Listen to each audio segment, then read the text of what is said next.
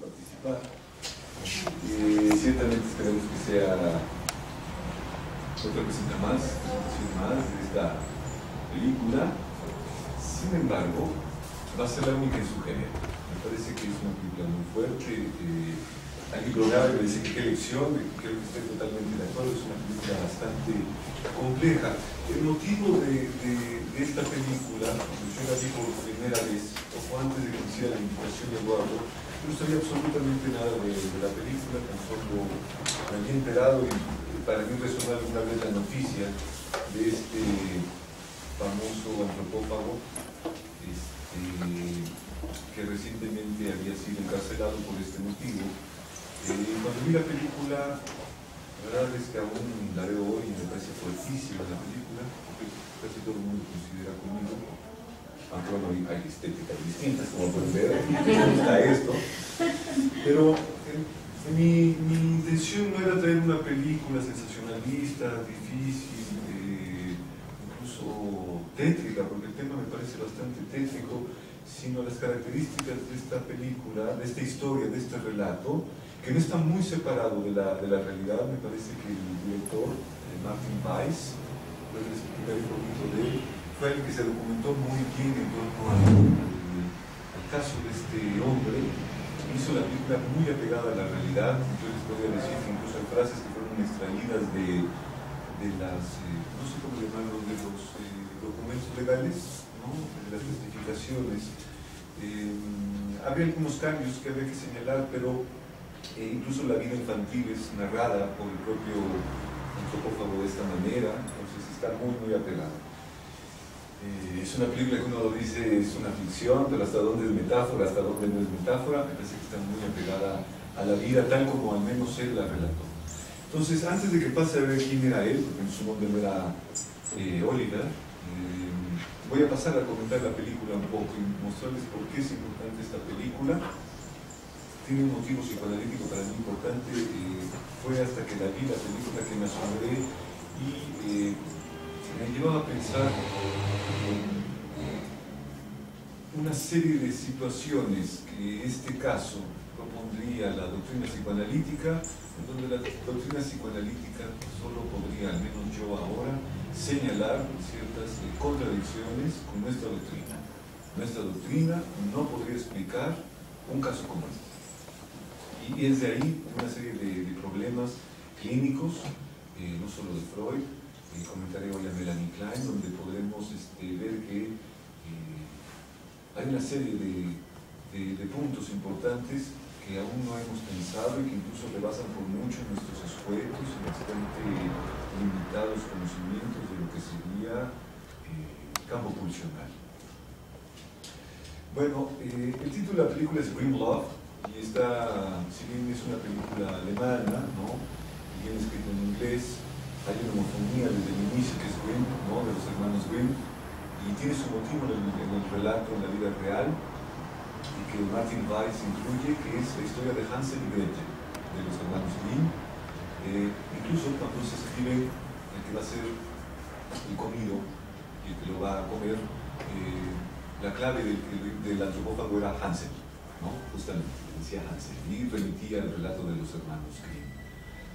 Ahora bien, hay la homofonía de Grimm, con doble N en alemán, que si mal no lo revisé en el diccionario, significa furia, rabia, incluso terrible, hasta la lengua inglesa, que Grimm con una sola N significa sombrío, desalentador y duro. Algo Grimm es algo duro también. Entonces hay algo de eso que está relatado en esta historia que tiene que ver con una furia, un relato sombrío. El cuento de los hermanos Jacob y Wilhelm Grimm, que ellos pertenecen al siglo XVIII y XIX, no solo fueron célebres ellos por ser relatores de cuentos infantiles, al modo como Walt Disney luego hizo películas, ¿no?, infantiles de uno de sus relatos, con sus cambios, sino también fueron gente y se fueron reconocidos como los fundadores propiamente de la filología alemana, que es muy importante. Elaboraron, por ejemplo, un diccionario diccionario alemán, en 33 tomos, muy importantes de la fecha, se terminó en 1960. Dos hermanos muy estudiosos de la lengua, de la literatura, también escribieron leyendas alemanas y una gramática alemana. El título de la película, sin embargo, no es este el original, ni siquiera lo de la traducción que se hizo, ¿no? Que es bastante sensacionalista, parece que alguien de la alarma la tradujo, ¿no? El título, y claro, eso tendría mayor morbo en la gente. En realidad, el título original del largometraje es Butterfly, ¿no? Mariposa, dos puntos, A Green Love Story, ese título original lo puso Martin Stiles, y con esta película, que es del 2007 la película, que él expuso en el año 2006 en el Festival Internacional de Cine de Cataluña, quien recibió el premio al mejor director por este relato, por su capacidad de relatar en 1 hora y media una historia tan fuerte y de una manera tan, digamos, dinámica. Y también le dieron el gran premio de plata a la mejor película fantástica en el Festival Internacional de Cine de Luxemburgo. Sin embargo, Martin Weiss no es solo cineasta, no sé si conocen algunos músicos como Puff Daddy, canta rap, LL Cool J, ¿no? Meatloaf, que es metalero, rockero. Bueno, él ha hecho los videos a todos ellos y ya ha ganado premios de MTV, ¿no? Por sus videos. Es alguien que es bastante versátil en su carrera como director. Ahora, los puntos que me gustaría comentar rápidamente con ustedes sería, uno, el punto de la transformación del asesino en mariposa, ¿no? El que él relató que justamente se trataba de la unión perfecta a través de matar y después comerse juntos el pene de la víctima y lograr lo que él denominó la comunión perfecta. Es muy fuerte estos términos para él el poderse comer el pene de la víctima era finalmente poderse transformar. ¿Qué es lo que quería transformar? Hay un pasaje, y él señala que fue el fundante en su historia, que es la partida de su padre. Cuando su padre los abandona, él a su madre y a sus dos hermanastros, a la edad de 8 años, que no sale aquí, sin embargo sale ahí como solo una escena indicada.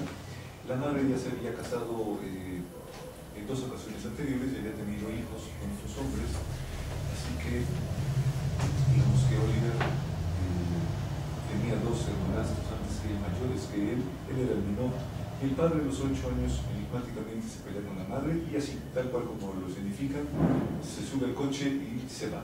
Solo que en la película parece que el padre sale con un niñito, con otro joven, con un niño mayor que Oliver, lo cual me llevaba justamente a pensar en la estructura de todo esto como padre, madre e hijo, pero había un cuarto en juego que sería en todo caso, dada la película, mi intuición fue pensar en este hermano, que sería como el rival que se va con el padre, ¿no?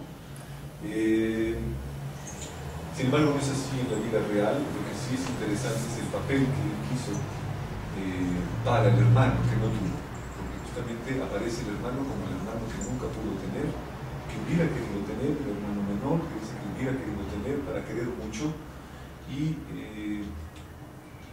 desde entonces desarrolla desde la edad de los 8 años la fantasía infantil de tener un hermano para matarlo, devorarlo y llevarlo consigo durante toda su vida. El sentimiento de soledad que llevaba era enorme. Dice que bueno, la entrevista que le hicieron, en el que relata un poco su sentimiento actual, incluso de vida, él siente aún toda esta soledad. Ahora, ¿qué pasa aquí en el relato? Hay algo muy interesante. Primer punto, si ustedes revisan, si seguimos el desarrollo psicosexual tal como es planteado por los post-freudianos, yo no diría Freud de todo, pero sí muchos post-freudianos, creíamos que con el advenimiento de la genitalidad se habrían superado ciertos estadios. ¿No es así? Un poco creo que es como comprendemos el relevo de cada una de estas estadios o etapas. Sin embargo, ya desde Melanie Klein, y la aportación de Melanie Klein en este sentido a la doctrina freudiana es fundamental, porque gracias a ella, desde sus primeros escritos, podemos descubrir que, primero, el complejo de Edipo no es como Freud lo plantea, menos en su experiencia infantil, y en segundo lugar, la noción del superyo no aparece con el complejo de Edipo, tal como Freud lo formula, sino que el complejo de Edipo y el superyo aparecerían desde los incluso primeros meses, incluso años de vida. Esto es muy interesante, es una doctrina que vendría a establecer sus diferencias con Freud, una doctrina que incluso Lacan de alguna manera va a pegarse mucho más a Klein en ese sentido, a la noción del superior, que la noción del superior freudiano. Habría que matizarlo eso, pero lo digo rápidamente así. ¿Por qué? Porque justamente en este caso encontramos la genitalidad y, digamos, un desarrollo de la pulsión, una actualización de la pulsión oral canibalística muy desarrollada. Un amor que pasa por la boca, ¿no? Es decir, yo bromeando, tratando de sacar un poco el humor con esto, si es que es posible, decía que esta película estaba a pedir de boca, es decir, se trataba de un amor a pedir de boca, un amor que pasara por la boca. Incluso para la víctima fue así, el verdadero placer era pasar por los dientes del otro, lo cual es bastante fuerte. Señalaría un tipo de como Martin Weiss lo plantea, de amor. Nosotros preguntaríamos si eso es un tipo de amor, ¿verdad? Si llega al estatuto de un amor. Otra posibilidad sería pensarlo como una cuestión narcisista por parte del asesino, solo que aquí, verán, también tenemos muchos problemas. Primer problema, si hay una diferencia psíquica de los sexos. Es decir, cuando él solicita una víctima que se proponga para ser devorado, no puede ser una mujer, tiene que ser un varón. Es decir, tiene que tener un pene. Si no tiene un pene, no le sirve. O sea, ahí hay una división franca de los sexos. No como al final, y donde en la vida real también sucedió así, después de este primer asesinato, cuando él busca nuevas víctimas, ya no va a buscar un varón. Lo que va a buscar es, la película lo relata bien, flesh, es decir, carne. Generalmente lo que quiere ya es carne. Ese punto es fundamental porque me parece que estamos acostumbrados con Freud a pensar que en el complejo de Edipo y el complejo de castración llegaríamos a un límite el cual todo el mundo estaría encerrado. Encerrado quiere decir a favor o denegado o concluido a partir de eso. Sin embargo, este caso por eso es paradigmático, porque este caso nos remite a otra serie de formulaciones que nada tendrían que ver con la doctrina freudiana.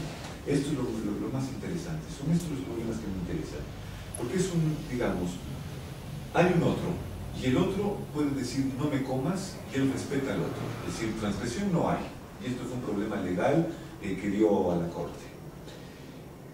Entonces, hay un otro establecido, no hay una transgresión, hay un pacto entre los dos, un poco extraño, pero es un pacto. Aquí apareció solamente una víctima que se negó a llegar al final, pero en la vida real fueron ellos citados como testigos en el juicio de él para demostrar que era un hombre peligroso en sí, es decir, que era un asesino que mataba a sangre fría, sino era alguien que bajo el consentimiento lo haría. Y hubo 4 personas anteriores que fueron con él, en el último momento decidieron no me mates, no quiero continuar con esto, y él los soltó y los llevó de regreso al tren, ¿no? Entonces, si hay un otro, pues si se piensa que la locura y la psicosis no tiene que ver con no hay otro, bueno, aquí tendríamos un enorme problema, lo cual llevaría al problema de la psicopatología aquí. Los mismos psiquiatras nunca estuvieron de acuerdo en pensar que fuera una psicosis. En ningún momento fue considerada una psicosis. Las entrevistas, tal como él habla, tal como él puede evocar, si ustedes hacen un estudio de esas entrevistas, es un hombre muy lúcido, un hombre que fue una muy buena persona durante su vida, una persona, la mujer que sale en la película, que ayudaba con la mamá, con la salud de la madre, en realidad era una amiga de la familia de él, ¿no? Eran conocidos de ellos, y ella fue amiga de él durante muchos años, incluso ella se casó y tuvo hijos. Y ella relata en la entrevista cómo en muchas ocasiones Oliver fue a cuidar a los niños, y los niños se la pasaban muy bien con él, y ella lo dice, aún encerrado, dice, yo no le daría a mis hijos a que los cuide, no había ningún problema, era un hombre ético, era un hombre importado, era un hombre muy agradable, era una muy buena persona. Es llamativo que haya dicho eso, pero no había nada en su conducta que nos dijera que era uno de estos locos que salen a matar porque sí, una locura discordante, podemos pensar en algo así, no, en absoluto. Y eso fue algo que también a la psiquiatría mismo llamó, no sabían cómo denominar a lo que le pasaba, no caía en el diagnóstico típico de esquizofrenia, como en muchos casos se menciona que suele suceder. Entonces era incluso para la psiquiatría un caso paradigmático.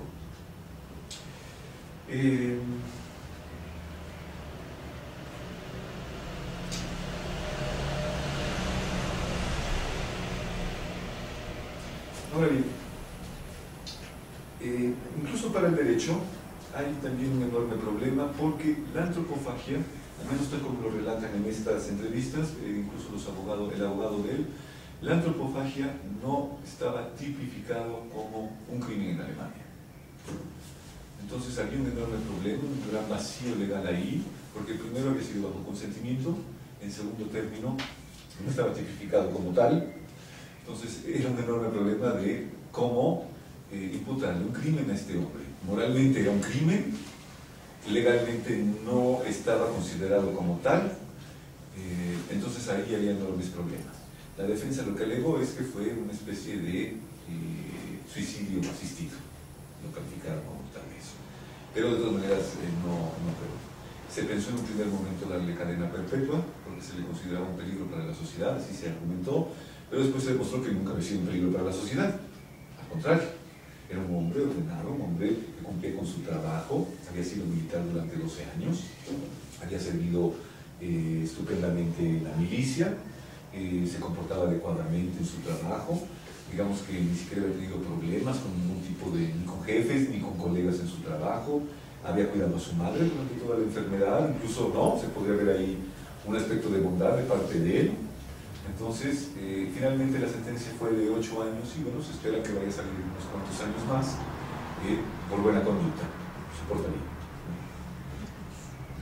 La verdad es que cuando uno ve las entrevistas a él es sorprendente porque uno no nota ningún rasgo agresivo, ni un comentario irónico en torno a esto. Su forma de hablar es muy cordial, habla correctamente, no tiene ningún tipo, digamos, de trastorno en el lenguaje que podamos pensar que hay otra cosa, tiene los recuerdos perfectamente, no se siente avergonzado por lo que relata, eso sí, en ningún momento se detecta una pizca de vergüenza o de pena o de culpa al respecto, pero sí se siente un incomprendido. Entonces, bueno, me parece que hay allí un punto fundamental también, fue todo un paradigma para la legalidad. Lo que quiero decir es que justamente el caso de este hombre viene a introducir un real jurídico, psiquiátrico, porque no incluso psicoanalítico, ya algunos otros psicoanalistas lo han comentado, este caso. Y quiero mostrarles un pasaje de Klein donde aquí hay digamos, una afirmación muy interesante que nos lleva a repensar algunas cosas, que es esta. En sus obras completas, ya desde el inicio, está en el tomo 1, en sus obras completas dice: entre las actividades instintivas parciales que intervienen, observamos las tendencias anales, sádicas y canibalísticas que logran sublimarse de esta forma o que están coordinadas bajo la supremacía de los genitales. Es un pasaje muy importante, porque nosotros pensaríamos que la genitalidad está más allá de estas pulsiones parciales, de estos primeros estadios.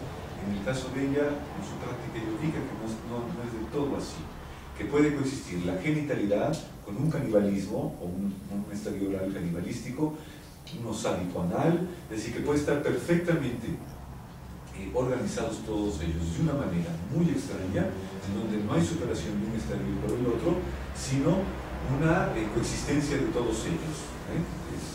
Esto es importante. Esto removió mucho los postfreudianos, obviamente, la doctrina de Melanie Klein con el trabajo con los niños. Costaba un poco de trabajo asimilar esto. Y dice, esta sublimación, en esta sublimación, por ejemplo, el temor a la castración tiene una importancia especial. Ok. Este es el pasaje que quería mostrarles de Melanie Klein. Ahora bien, para mí quedan por eso varios puntos importantes. Uno, la coexistencia de estas pulsiones parciales que pueden coexistir sin que haya una superación como tal entre ellas. En el segundo caso, el elemento de la diferencia psíquica de los los sexos que existe, al menos en torno a algo, esto es importante, sí existe una diferencia psíquica de los sexos, y en tercer lugar, devorar al otro sería la posibilidad de proyectar a alguien para llevarlo consigo para siempre y le haga la compañía de un vacío que no puede ser colmado si no es por esta vía canibalística. Si el crimen es solo un medio, no depara el placer mismo. El placer sería devorarlo y con eso sentirse acompañado para siempre. Si se fijan, aquí hay como un más allá también de la castración. Hay un más allá en el sentido de que la víctima tiene el deseo de que el pene le sea arrancado. Le sea arrancado, que sea mordido. Esto es muy importante, porque la fantasía está organizada de esa manera. Después puede ser cortado, pero su fantasía original era que le cortaran el pene y después ya lo mataran y lo hicieran cachitos. Es decir, se trata de una culpa ahí, muy grande, que de acuerdo a los relatos que existen, él sentía una culpa porque su madre, él articula que su madre murió poco después de que se entera que él estaba jugando con otros niños sexualmente. Es decir, ser homosexual era una gran culpa para él. Entonces, la manera de resarcir esa culpa que llevó a la madre a la muerte en su fantasía sería perdiendo el pene, ¿no? Arrancándole el pene. Tiene que ser de una manera violenta para que se pueda expiar la culpa. Y digamos que ellos dos se encuentran, ¿no? Justo uno que quiere arrancar el pene y otro que quiere que le arranquen el pene y se logran encontrar. El proverbio mexicano a veces sí se aplica, ¿no? Entonces, aquí viene lo importante. Hay un más allá de la castración en el sentido de tras la emasculación, y acá es muy interesante el comentario que hace a partir también de otra película, de 75, que justamente la muestra para enseñar cómo hay un más allá de la castración, que tiene que ver con que no basta con cortarle los genitales a alguien, sino justamente ir más allá de los genitales, en este caso devorarlo. Si no era una fantasía de castración del otro o de emasculación del otro, sino de comerse al otro, que eso ya estaría más allá de la muerte. Eso para Lacan tipificaba como el más allá de la castración, lo cual es, sí, claro, para cualquier persona que observe esta película dirá, es terrible no solo emascular a alguien, sino todo lo que sigue. Y él se mantuvo comiendo durante meses 20 y tantos kilos, lo dice la película, ¿no?, de carne de este hombre. Lo descubren porque, bueno, era tan común esta práctica en diferentes sitios de internet y empezó a ser tan conocido esto que un estudiante en Austria se entera, se da cuenta, cree que es demasiado real todo esto, notifica a la policía llega un día y hacen un cateo y encuentran absolutamente todo lo necesario para hacer un juicio. Entonces, bueno, este otro punto de más allá de la castración, tan enigmático para Lacan. Esos serían los puntos que me parece que la doctrina analítica nos queda todavía muy corta para poder elaborar cómo el duelo, la muerte, la castración y el más allá, o la emasculación y el más allá de ella, la coexistencia de las pulsiones, pero sobre todo con una ausencia de una psicosis, ¿no?, se puede organizar de tal manera que habitualmente podríamos pensar que esto es un tipo de organización que es psicosexual. Sin embargo, no lo es. Al menos como los psiquiatras y los psicólogos lo entrevistaron a él y dialogaron con él. Bueno, pues creo que básicamente eso sería lo que quería comentarles, a menos que haya preguntas o algo. Les doy el nombre del verdadero de este hombre. Su nombre es Armin Meiwes, M-E-I-W-E-S. Nace en el 61, en Alemania, en 1961.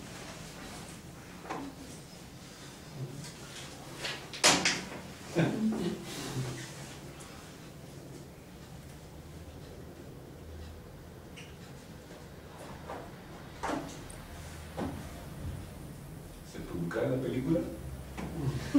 ¿Sí? Justo cuando tú hablabas, yo hacía la broma, estoy haciendo aquí cuando una madre le dice a un niño, te voy a poner a besos, ¿no?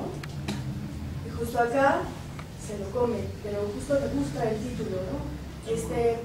Amor oscuro, o si bien lo diría así, ¿no?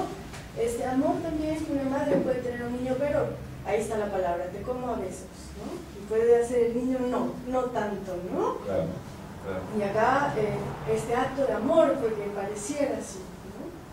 Que híjole, te deja así como... Sí, me parece que eso que señalas es importante, porque la traducción podría ser amor sombrío, y respetando las dos N's, ¿no? Sería amor feroz, ¿no? El amor feroz de una madre, ¿no? Un niño que queda para ser devorado por la madre de una manera simbólica, en donde no hay otra cosa más que la madre. Sí, hay otra forma de devorar que no sea la carne propiamente, ¿no? Por lo cual después no hay metáfora. Exacto, no hay metáfora. Tiene que ser literal, hay que comérselo de veras, ¿no? Sí. Ahora, mientras te escuchaba y me parecía muy interesante, me quedo así un poco como que no le avanzaste por ahí en la cuestión de las pulsiones, porque pensé en estas cosas que toma Freud y que escribe, creo que, si no recuerdo, en la edición Síntoma de Angustia, no me crean mucho, pero donde toma unas cosas de Ferenczi y habla del intrincado pulsional. Y cómo lo que está planteando ahí es que una pulsión justamente limita a la otra. Y esta idea lleva después a Lacan a pensar que cuando una pulsión se desamarra, esa pulsión se vuelve tanática. Adquiere toda la fuerza la pulsión para convertirse, me parece a mí, en lo que vimos acá, ¿no? Es esta fuerza de la pulsión. Y pensé también en Lacan, en esto que Lacan dice, la pulsión viene del otro, ¿no? Es el otro el que de alguna manera nos da la pulsión, nos inscribe la pulsión. Y lo pienso más todavía oyendo a Angélica, ¿no? Una madre que ha comido y que no deja más que eso, aparentemente, para el hijo. Lo llamativo aquí en esta historia, y sí sucedió supuestamente como lo relata el antropófago, es justamente llama la atención, después de la partida del padre, comienza este interés por mirar escenas crueles de lastimar animales, ¿no? Cortar en pedacitos, todo esto, fragmentos, ¿no? De cuerpos, empieza toda esta fantasía, el jugarse con este tipo de imágenes.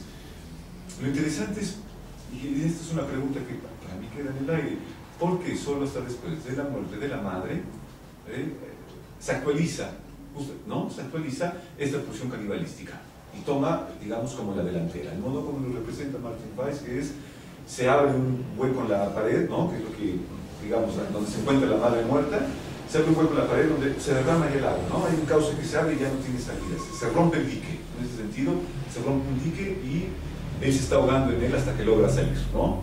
Pero salir, ¿cómo? Salir a justamente poner en acto esta cuestión. Ahora, sí, justo hay una cuestión en la teoría pulsional muy llamativa, que es la noción de emociones, como a veces Freud denomina moción pulsional y no pulsión. La moción siendo como un movimiento que no llega en algún momento dado a ser articulado y que solo queda como si fuera así como una especie de estela muy indeterminada, pero que es como un rezago de un estadio previo que quedó pendiente. Esas mociones que se empiezan a agitar justo llevan a pensar que cómo es posible, podrían articularse o no. El problema es cómo de pronto estas mociones también pueden actualizarse, y es ahí donde encontramos una doctrina pulsional muy rica, que en Freud, bien lo señalas, Virginia, y estoy de acuerdo contigo. En Freud justamente daba cabida a la que existieran o coexistieran las pulsiones o rezagos de las pulsiones o de los estadios. La regresión es esa, la regresión no es justamente sino el retorno de una pulsión que abre un agujero y que empieza a pedir un cierto tipo de objeto muy particular. Esa es una regresión, por ejemplo, y ese es un rezago pulsional que queda pendiente. Pero en los post-freudianos tratan de pensar una doctrina pulsional un poco más, diría yo, progresiva, ¿no? Más positivista, incluso más evolutiva. En Freud no, yo estoy totalmente de acuerdo. Ahora, para Freud, la posibilidad de la mezcla de las pulsiones, ¿no? que también en otro momento lo llama mezcla, era posible, o la de mezcla de las pulsiones, que entonces, si una tomaba el relevo, era marcadamente, ¿no?, la tendencia por un cierto tipo de objeto. En Freud sí está presente esas posibilidades. En Klein me parece que es donde podemos encontrar el gran desarrollo de esto. En Ferenczi también, en Abraham también. En realidad, antes de Freud, Abraham fue el que empezó a abrir el campo conceptual. Pero lo que a mí me llama la atención en particular con esta película es por qué a partir de la muerte de la madre, es decir, por qué no pudo haber empezado antes él, es decir, sí se sabe que veía películas, que cortaba animales, etc., antes de la muerte de la madre. ¿Por qué hasta la muerte de la madre que se desencadena esto? Esto ya es hacer casi psicología, pero pensé en este evento, esta muerte de la madre, como esto que Lacan dice, algo de la vida llama al sujeto, y el sujeto al hacer este llamado al padre no lo encuentra, y lo que hay es un agujero, y casi pensé así, el tipo que hizo la película de ser lacaniano, ¿no? Porque tal cual, ante la muerte de la madre, lo que aparece es un agujero. Y dirá Lacan, cascada de significantes, etcétera, etcétera, ¿no? Y también pensé, Miguel, escuchándote esto que Lacan dice en el seminario 23, yo no hablo francés, así que yo tengo la traducción del establecimiento de Miller, pero ¿no te parece que Lacan lo que dice es que gracias a estas suplencias, en este caso puede ser terrorífica, no sé, se puede hablar justamente de que no hay psicosis? O sea, justo no es psicótico, en la medida que ha hecho suplencia, ¿no? Entonces, claro, aquí es donde se abre la pregunta para nosotros, en lo particular, ¿no? Si esto sería, como por ejemplo tú ahorita de alguna manera lo sugieres, sería esto, ¿no? Es que no una hay, forma ¿no? de suplencia. ¿Suplencia de qué? ¿Del vacío? Porque sí es un intento de llenar ese vacío que se abre en él. Es decir, hay un intento, pero ese intento de satisfacción, es decir, ¿hasta dónde podemos hablar, ya sea de suplencia, freudianamente de sublimación? No es posible, ¿verdad? Aquí está la riqueza justamente de la que yo quería hablar, de esta particularidad, donde ya, digamos, este acto, lejos de poder formar algo que a él le sucede, bueno, pero lleva justamente a ser encerrado, ¿no? Y con un cierto apaciguamiento también de la culpa, pues sí había mucha culpa en él. Pero esas son las preguntas con las que ya quedamos, con las que no podemos tener respuesta, obviamente, pero que vale la pena plantearse si un acto de estos, por ejemplo, no es un acto, al modo como Lacan también lo señaló, un acto que lleve a pacificar la culpa, o sea, un intento de suplencia. ¿Por qué? Porque si hay pacto, hay otro, hay un respeto al otro, o sea, no era un asesino de sangre fría, se le va a caer a matar a cualquiera y ya a ver si ahorita me tranquilizo, sino si hay un intento de un lazo con el otro, donde a partir de ese pacto, de esa relación, de este posible amor, ¿no? Sería posible encontrar eso que a él le está haciendo falta en su vida.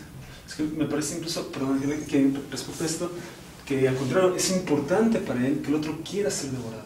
Sí, ¿no? Es condición, es condición, sí, justo. Y en ese sentido, ahí está el pacto. Claro, ¿no?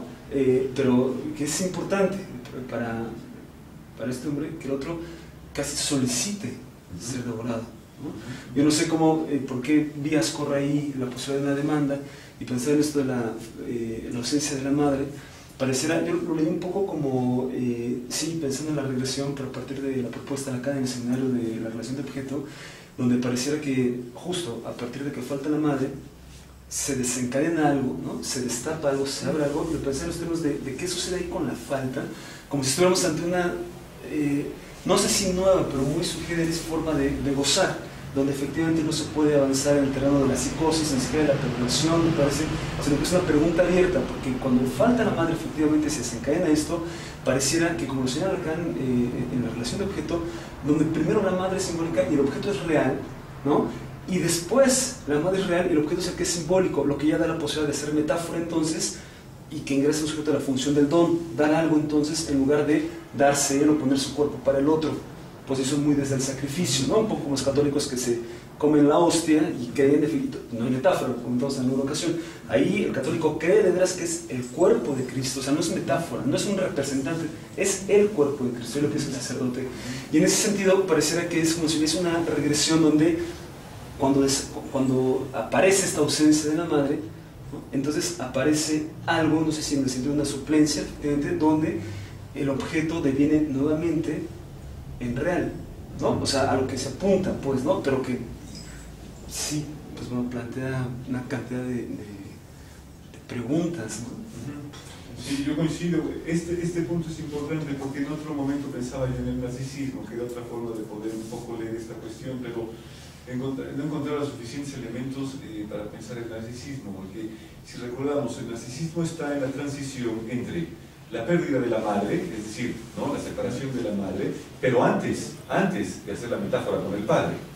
El narcisismo es ese estadio que temporalmente me distingue a mí mismo en el tránsito entre la madre y el padre, es decir, entre que admito la contradicción de justamente el padre y la madre, el sujeto se inviste y aparece el estadio del narcisismo. Pero en esta película no se ve la cosa como muy narcisista tampoco. Es todo un enigma. Justamente por eso traje esta película, porque en realidad propone más problemas con un caso particular, aunque es una ficción, ¿no? Que sea como más problemas a nuestra doctrina y pensar las cosas que propiamente como una forma de confirmar, ¿no?, algo de lo que nosotros hemos leído y que conocemos por nuestra práctica. Entonces sí, es un poco complicado este tema, ¿no? Pero sí, yo concuerdo, ¿no? Metáfora paterna no hay, sin embargo hay un intento de significación, es decir, de que el padre está en el inicio, él lo señala como el momento traumático, pero sí hay justamente algo que es, digamos, este placer de la madre, del cual él tanto reniega, sin embargo es el único amor que conoce. No hay otro amor. Es amado por esa madre, pero él no conoce otro tipo de amor. Su deseo por un hermano es como también para decir, uy, si hubiera otro, ¿no?, mi mamá me dejaría de darme a mí. Pues sí, es posible. Y a mí me llama la atención varios pasajes. Uno es cuando ella le dice a él, tú y yo somos nosotros. O sea, cuando ella se desmaya, él entra, ¿no?, y le dice, somos nosotros, y si mal no recuerdo, no nos vamos a separar, o algo así. Igual estoy haciendo una lectura. Y me llama la atención Sima Kinda, ¿no?, el cuarto del niño, siendo entre comillas, podríamos pensar en el desarrollo de un hombre, ¿no? Y esta enunciación que él hace a la amiga, ahora que ha muerto la madre, de alguna manera tú puedes adquirir un hombre. Tú podrás ser un hombre, porque antes parece que ya hay, si mal no recuerdo, él come un muñeco o una muñeca que ella le da, ¿no? Ella le obsequia una muñeca y le pregunta, ¿dónde está la muñeca?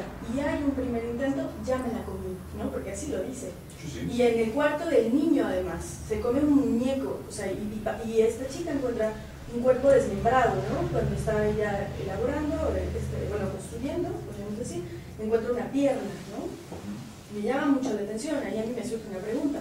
Como también a partir de este señalamiento que esta mujer hace, cuando alguien es hombre, entonces luego parece que viene esta cuestión de la madre que muere, bueno, está ahí todo, ¿no? Entonces me pregunto, ¿cómo este hombre, esta pregunta de alguna manera hace un efecto ahí? ¿Cuándo eres hombre, no? O sea, de hecho, aquí la película salió de esa manera, no está nada mal en la película. En su vida real, él durante 12 años fue militar, él abandona a su madre. La historia es que cuando el padre se va, el padre al día siguiente saca todo el dinero de la cuenta y los deja sin dinero, ¿no? A los dos hermanastros, poco después se van a ir, y se queda él con su propia madre. Había problemas financieros, la mamá no trabajaba, no salía de la casa todo el día. Claro, la pregunta es ¿cómo sobrevivieron? Porque vivieron en una casa que es muy semejante a la que sale aquí en la entrevista y en el programa que vi, muy similar, casi idéntica. La diferencia es que era muy grande porque tenía entre 36, había dos versiones. Una era que esa casa tenía 36 habitaciones y otra 44. ¿No? Anda recamadito, ¿no? Yo no sé por qué eran ociosos con tanto que hacer. ¿Cómo desarrollas fantasías con tanto que hacer? Pues, no pasa eso. No, pero bueno. También aparece que la madre y él solían disfrazarse y se disfrazaban como en la época medieval. Se vestían todo el tiempo y así andaban por la casa todo el tiempo. Okay. O sea, como un Halloween, ¿no? Permanente. No se me imaginaba. Es un poco tétrico, definitivamente. Y resulta que sí, lo de la muñeca es cierto. Sí, él empezó a comerse muñecas que le regaló su amiga, solo que no era esta señora, sino la amiga que les comenté. Le regalaba muñecas o muñecos y él se los empezó a comer. O sea, que sí tenía dientes duros, buenos.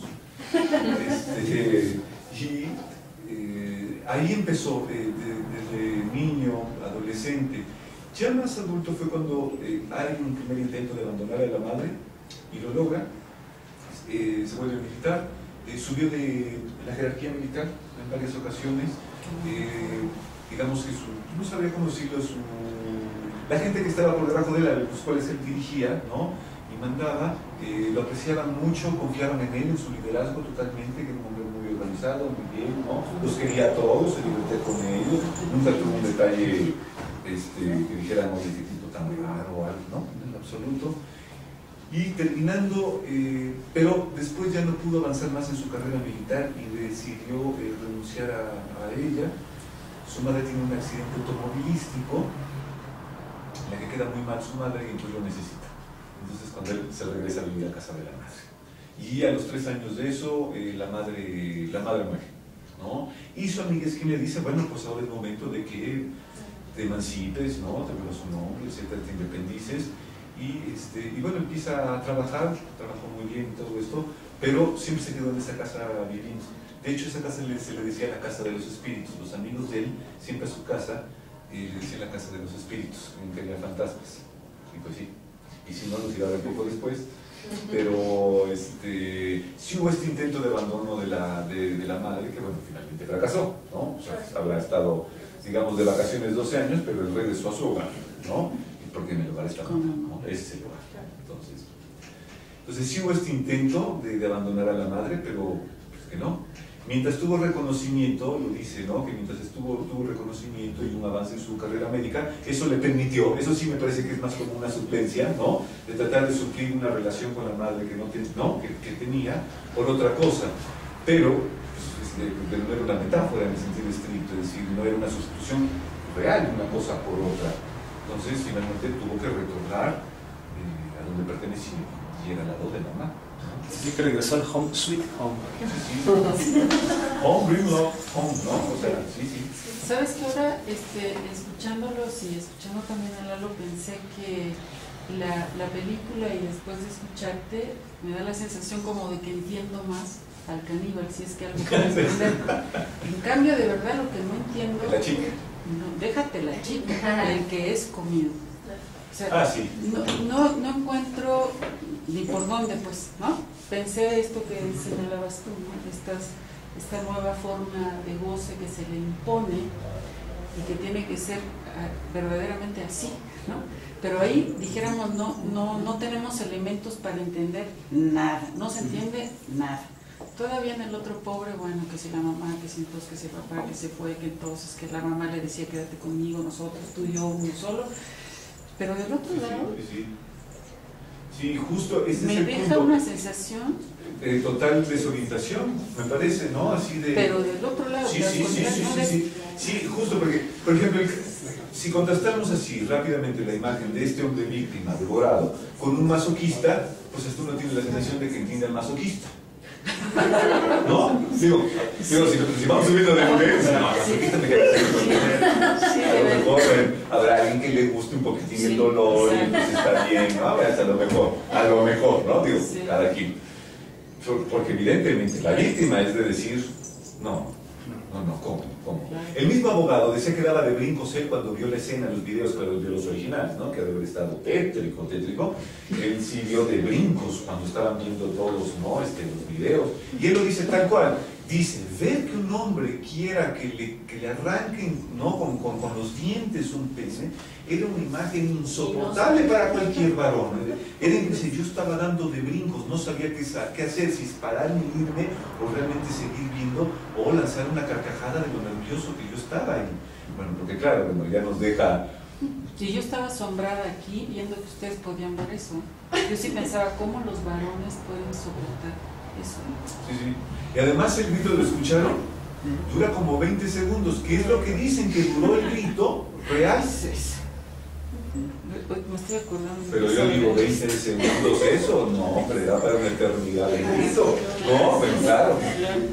Pero claro, nos deja fuera de, me parece, de cualquier orientación posible pensar cuál es el placer de alguien en ser emasculado, ¿no? Emasculado a través de los dientes, que es la fantasía de él desde niño también. Y que después lo cortara en pedacitos y se lo comiera porque lo sabía. Y luego, si quieres, síguete hablando y habla de esta cosa de estar viendo en internet, porque yo, la verdad, pensé, ahorita cancelo el internet, me quedo. Pues es que es inevitable. No quiero saber nada de esa. De hecho, ahora, en torno a la chica, ¿no? Que es Kerry Russell, esta actriz que es muy Exacto. famosa, es muy importante, ¿no? La dejemos fuera porque Eso. realmente, digamos que es como si la película nosotros la estuviéramos viendo a partir de lo que a ella le interesa, de su curiosidad, de lo que ella quiere mirar. Su morbosidad. Y bueno, me parece que también la película podría tener un subtítulo que se llama Ver no es saber, ¿no? Que en el acto último, después de haber presenciado, de haber visto la película, bueno, claro, reniega de su acto y ya la saca, ¿no? Y ella se le graba en la cabeza. Pero claro, es comprensible su acto de odio, ¿no? Contra su acto mismo, de lo que llevó a cabo. El problema es que eso ya quedó en ella, pues.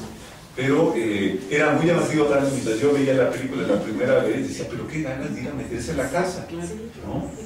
Y luego que ves las fotos, ¿no? Llegas y ves el lugar físico, 40 y tantos cuartos, dices, o sea, si no me dan miedo a mí las películas de terror, este es el momento, ¿no? Este es el momento, ¿no? Entonces también me parece muy llamativa la conducta de ella, que cree que a través de esta mirada podrá comprender algo que a ella le pasa, que si vieron desde el inicio un poco, según la ficción, que le pasa a ella, en ella hay un agujero. Hay un agujero que el sueño le deja y que cuando dice que se quiere encontrar con algunos o hay algunas personas y que en realidad no es una, pero que está esperando encontrar a esa persona, cuando se abre la puerta, es más, el texto con la imagen, lo que se articula es que es ella misma. ¿Se entiende, verdad? Entonces es ella misma la que nos está encontrando y va a buscar en el caníbal la respuesta al enigma de un agujero que está en ella. Ella cree que a través de la mirada se puede llenar ese agujero. Me parece que ella sí que se juega en el registro de la metáfora, ¿no? Ella sí, me parece, intenta, me parece no ser la apuesta, ser una metáfora muy como desde la cuestión especular, ¿no? Que es lo que le pasa a ella, preguntándose a partir del otro, ¿no? El otro es especular, mientras que en el caso del cuate que se come al otro, de que es comido, creo que hay una analogía en el sentido de que no hay metáfora y no hay psicosis, ¿no? Y en ese sentido nuevamente la pregunta de qué se trata ahí, de qué forma de voz se trata ahí, porque pensaba por ejemplo en el caso de Schreber, cuando se habla de la masculación, ahí sí que algo regresa desde lo real, tal como Lacan lo articula, y bueno, no lo voy a repetir, ¿no? Y está también la experiencia de un neurótico, no un psicótico, Sergei Pankayev, ¿no? Esta vivencia de cuando se amputa el dedo. Cuando Freud introduce justamente la Verwerfung y dice, bueno, aquí la Verdrängung, la represión, no nos alcanza para dar cuenta cómo se está posicionando el sujeto ante la castración. Valdría más decir que eso se trata de un rechazo primordial, y aparece la palabrita Verwerfung, que Lacan, bueno, retomará también. Acá justamente es el problema, que pareciera que ni se trata de Verwerfung ni de Verwerfung, no hay una alucinación, para que pensemos entonces en lo que ya se ha comentado, la posibilidad de la psicosis, de que algo regrese desde lo real, si seguimos el planteamiento lacaniano, sino que se trata de una realidad, no de lo real, ¿no? De un objeto real, no de lo real, de un objeto real, de una realidad. No hay metáfora, ¿no? Pero tampoco hay psicosis, porque tampoco aparece lo real desde afuera, ¿no? Creo que estamos ante esta pregunta también que mueve a Lacan y a Freud, decir, bueno, ¿de qué tipo de voces se trata ahí? En este proceso, en este devenir de la estructuración subjetiva, que dará cuenta después de todo lo demás, ¿no? Si de una represión, de una forclusión, de una desmentida, y que en ese sentido Lacan distingue de cualquier mecanismo de defensa, ¿no? De cualquier otro mecanismo de defensa como tal, ¿no? O sea, que no es un mecanismo de defensa, es un proceso de simbolización o de un rechazo de algo primordial, ¿no? Ahora está esta cuestión, justo aquí hay una cuestión porque no podemos ubicar ni dónde escribir este tipo de satisfacción, tanto para uno como para otro, en ambos me parece bastante enigmático. El otro punto es, bueno, en la película parece que se masturbaban viendo este tipo de escenas, ¿no? Que sí era una práctica común en cada uno de ellos, según se relata. Pero la víctima sí él era homosexual. El problema que él tiene es que cuando, no nada más muere su madre, sino al poco tiempo, unos pocos años después, su padre, él le confiesa a su padre que él es gay, y su padre no quiere volver a saber nada de él en su vida, y no lo vuelve a ver. Me parece que ese acto es un poco indicativo, por la cuestión de que comentan en torno al padre, que había justo en ambos una pérdida, no con una ausencia, una pérdida del padre bastante significativa. Pero, sin embargo, por parte del caníbal, el caníbal estuvo a punto de casarse. Está extraño, ¿verdad? Mira Bueno, la ventada,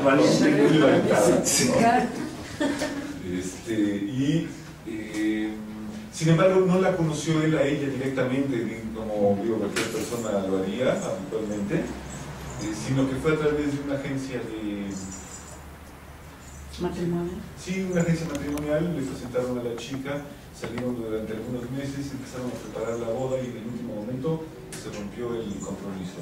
Y el caníbal era bisexual. Él era rarito. No, Sí, no te lo creo. Pero unas conductas raras tenía. Sí, no, la verdad es que así como que rebasa cualquier parámetro psicoanalítico hasta ahora revisado, ¿no? Me parece. Pero sobre todo yo concuerdo con Virginia, es llamativo, lo que más nos llama es por la violencia, ¿no? Digamos, del lado activo que sería el caníbal. Pero en realidad el enigma humano está en alguien que quiera ser comido por otro, ¿no? Claro, después de todo el ritual que va a haber, no hay doctrina que nos explique un poco esto, ¿no? Ahora, en la película sale también, ya ven que sale como un jovencito, un niño, ¿no? Porque parece que fue su amigo.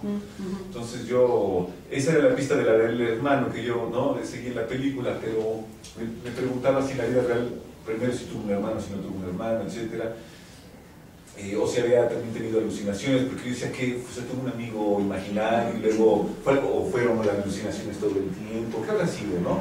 Pero es la manera de representar de Martin Weiss justamente el deseo de tener un hermano que nunca tuvo, ¿no? Justamente. Pero no tuvo alucinaciones tampoco, o sea, en ese sentido no podemos decir ni que hubo, al menos, episodios delirantes, ¿no? O paranoicos, ni episodios tampoco alucinatorios, tampoco había eso.